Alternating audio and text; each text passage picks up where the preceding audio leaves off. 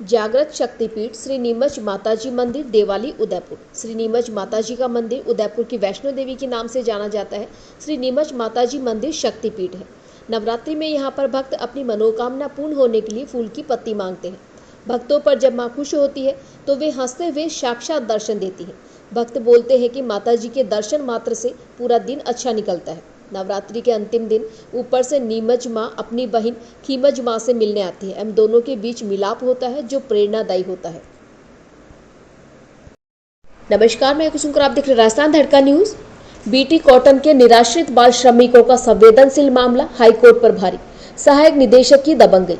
उदयपुर पिछले 6 वर्षों से पदोन्नति के बावजूद भी एक ही पद पर काबिज सहायक निदेशक का आज तक कुछ नहीं बिगड़ा। संस्थान निदेशक पुरबिया ने बताया कि तनाव के चलते शुगर पेशेंट हो गए व उनकी पत्नी माइग्रेन पेशेंट बन गई। पुरबिया का परिवार कर्ज में आ गया और जिला प्रशासन के सहयोग से पुरबिया की स्वयं के बच्चे पढ़े।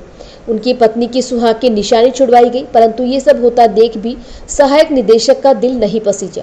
लवीना विकास सेवा संस्थान ओंगना के संस्थापक संचालक भरत कुमार पुरबिया द्वारा ओपन शेल्टर होम ओंगना का प्रारंभ दिनांक 21 सितंबर 2017 से 31 मार्च 2021 तक का अनुदान नहीं मिलने से माननीय उच्च न्यायालय जोधपुर में एडवोकेट प्रतिष्ठा दवे के माध्यम से याचिका दायर करवाई गई, जिसमें माननीय न्यायाधीश डॉक्टर पुष्पेंद्र सिंह भाटी द्वारा लवीना विकास सेवा संस्थान को 92,74,527 रुपए का उक्त अवधि का अनुदान देने के आदेश दिए गए, परंतु बाल अधिकारिता विभाग की सहायक निदेशक ने कमीशन न मिलने से माननीय उच्च न्यायालय के आदेश को ठंडे बस्ते में डाल दिया। तब माननीय उच्च न्यायालय के आदेश के अवहेलना में कंटेम्प्ट ऑफ कोर्ट के ऑर्डर होते ही सहायक निदेशक ने उक्त आदेश की पालना में सिर्फ 13 दिवस का दिनांक 19 मार्च 2021 से 31 मार्च 2021 तक का अनुदान 60,122 जमा करवाया और फिर से माननीय उच्च न्यायालय को गुमराह करते हुए जवाब भेज दिया। माननीय उच्च न्यायालय के 13 अप्रैल 2023 को हुए कंटेम्प्ट ऑफ कोर्ट के आदेश को भी ठंडे बस्ते में डाल दिया। इससे भी सहायक निदेशक का मन नहीं भरा, तब इसने कूटनीति से संस्थान का पंजीयन ही निरस्त करा दिया। इस पर संस्थापक संचालक पुरबिया को पुनः माननीय उच्च न्यायालय जोधपुर से स्थगन आदेश लेना पड़ा। इससे अनुमान लगा सकते हैं कि सहायक निदेशक को कमीशन से कितना मोह है। निदेशालय बाल अधिकारिता विभाग जयपुर द्वारा उक्त अवधि की अनावर्तक मद की स्वीकृत राशि 4,54,500 रुपये, जो दिनांक 14 दिसंबर 2022 को स्वीकृत हुई थी, उस पर भी सहायक निदेशक कमीशन के चक्कर में अब तक कुंडली मारकर बैठे हैं। सहायक निदेशक की दबंगई तो यह स्पष्ट दिख रही है कि उसने अपने ही विभाग के आयुक्त एवं विशिष्ट शासन सचिव के आदेश को भी ठंडे बस्ते में डाल दिया, फिर भी प्रशासन यह सब देखते हुए मौन है। Bureau report Yogesh Joshi.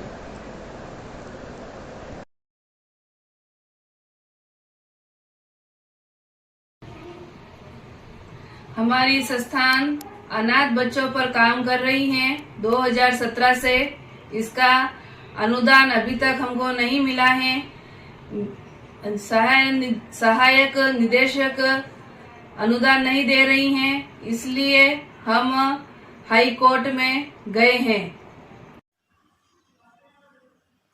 मैं भरत कुमार पुरबिया, संस्थापक संचालक लवीना विकास सेवा संस्थान ओगना। सभी को मेरा सादर प्रणाम। हमारी संस्था 21 सितंबर 2017 से बीटी कॉटन के निराश्रित बाल श्रमिकों पर ओपन शेल्टर होम का संचालन कर रही है। हमारे संस्थान का अनुदान दिनांक 21/9/2017 से लेकर के 31/3/2021 तक का बकाया होने से हमारे द्वारा माननीय उच्च न्यायालय में याचिका दायर करवाई गई है। उसके बाद सहायक निदेशक महोदय द्वारा हमारी संस्थान का पंजीयन नवीनीकरण निरस्त कर दिया गया था, जिसके लिए हमें पुनः माननीय उच्च न्यायालय जोधपुर से स्थगन आदेश लेना पड़ा। हमारी संस्थान द्वारा संचालित ओपन शेल्टर होम में लगभग सभी प्रशासनिक अधिकारियों ने निरीक्षण किए हैं एवं संचालन जहां तक हमारा मानना है संतोषप्रद रहा है।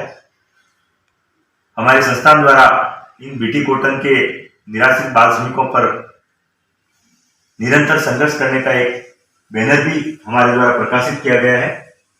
इस बैनर में सभी राज्य एवं जिला स्तर के प्रशासनिक अधिकारियों के हस्ताक्षर हमारे द्वारा करवाए गए हैं एवं मुख्यमंत्री कार्यालय, जिला प्रशासन सभी को हमारे द्वारा आज तक जो संघर्ष किया गया है उसके लिए जानकारी दी गई है।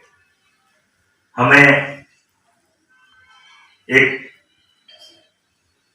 बड़े दुख की बात है कि दिसंबर 2022 में राजस्थान सरकार द्वारा जो हमारा इस ओपन सेंटर होम चल रहा है इसके लिए 4,54,500 रुपए की एक अनार्थक मद की राशि जारी की गई थी, जो इस होम के संचालन के लिए सामग्री खरीद की थी, जो आज तक सहायक निदेशक महोदय द्वारा हमारे द्वारा कई बार निवेदन करने पर और पत्राचार करने पर भी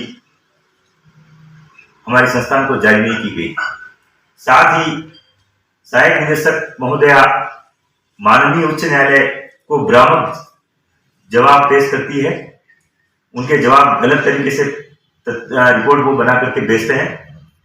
माननीय उच्च न्यायालय के आदेशानुसार हमारे संस्थान को 92,74,527 रुपए का अनुदान हमारा बाकी निकलता है, जबकि सहायक निदेशक महोदया ने इस अवधि के पेटे मात्र 13 दिन का 60,122 रुपए का अनुदान हमें जारी किया है, जो न्याय संगत नहीं है। सहायक निदेशक महोदय द्वारा हमारे संस्थान के इस होम का कई बार औचक निरीक्षण किया गया। बजट प्रस्ताव हमारे बना करके वो लेके गए और सरकार को भेजने की बात कही, लेकिन राज्य सरकार द्वारा बताया जाता है कि आपके बजट प्रस्ताव हमें प्राप्त नहीं हुए, जिस वजह से हम लोग भारत सरकार को नहीं भेज पाए और आपका अनुदान रुक गया। हम बीटी कॉटन के निराश्रित बाल श्रमिकों के स्थिर मुद्दे पे काम कर रहे हैं। राजस्थान के अंदर एक रोजगार गारंटी अधिनियम है, जिस अधिनियम के तहत एक मजदूर की मजदूरी को भी 60 दिन में करने का प्रावधान होता है। तो क्या संस्थाएं उससे भी गई गुजरी है? क्या इन बाल श्रमिकों को भरण पोषण का अधिकार नहीं है? आज ये जो 31 बीटी कॉटन के निराश्रित बाल श्रमिक बच्चे हैं, इनका मैं संरक्षक बन करके भरण पोषण कर रहा हूं। हमारा परिवार आर्थिक संकट से जूझ रहा है। सहायक निदेशक द्वारा अनुदान नहीं देने से एवं कई बार दबाव बनाने पर हम लोग तनावग्रस्त हो गए। मैं स्वयं अभी पिछले 1 साल से शुगर पेशेंट हूं। मेरी वाइफ तनावग्रस्त होकर के माइग्रेन पेशेंट बन गई। हमारे बच्चों की फीसें हम समय पे जमा नहीं करवा पा रहे थे। इस ऐसी स्थिति में जिला प्रशासन का हमारे पूरा सहयोग मिला। हमारे पूर्व जिला कलेक्टर श्रीमान ताराचंद जी मीणा, जो वर्तमान में जनजाति आयुक्त के पद पर हैं, उनके द्वारा हमारी इस होम के संचालन के लिए जो मेरी वाइफ की ज्वेलरी जो सुहाग की निशानी गिरवी रखी गई थी, उसको बकायदा छुड़वाने में पूरा सहयोग किया गया। हमारे होम में शौचालय के जब सेफ्टी टैंक भर गए थे, तो उनको भी उन्होंने बकायदा नगर निगम से गाड़ी भिजवा करके खाली करवाया। और समय समय पर हमारे जब भी आर्थिक संकट की स्थिति ऐसी पैदा हुई, तो बच्चों के लिए बकायदा उन्होंने राशन सामग्री की भी व्यवस्था करवाई। संभागीय आयुक्त महोदय द्वारा भी राशन सामग्री की व्यवस्था करवाई गई। श्रीमान एडीजे एवं सचिव साहब द्वारा भी हमारे बच्चों के भरण पोषण के लिए राशन सामग्री की व्यवस्था करवाई गई। जब सभी प्रशासनिक अधिकारी हमें निरंतर सहयोग कर रहे हैं और हमारे होम का संचालन संतोषप्रद पाया जा रहा है, इसके विपरीत एक सहायक निदेशक महोदया जो इन बालकों के निवालों पर एक रोड़ा बनी हुई है, जो न्याय संगत नहीं लगता है। ऐसी स्थिति में हमें माननीय उच्च न्यायालय की शरण लेनी पड़ी और हमें उम्मीद है कि हमारे न्यायाधिपति महोदय इस बच्चों के संवेदनशील मुद्दे पर जरूर निर्णय लेंगे एवं बच्चों के हित में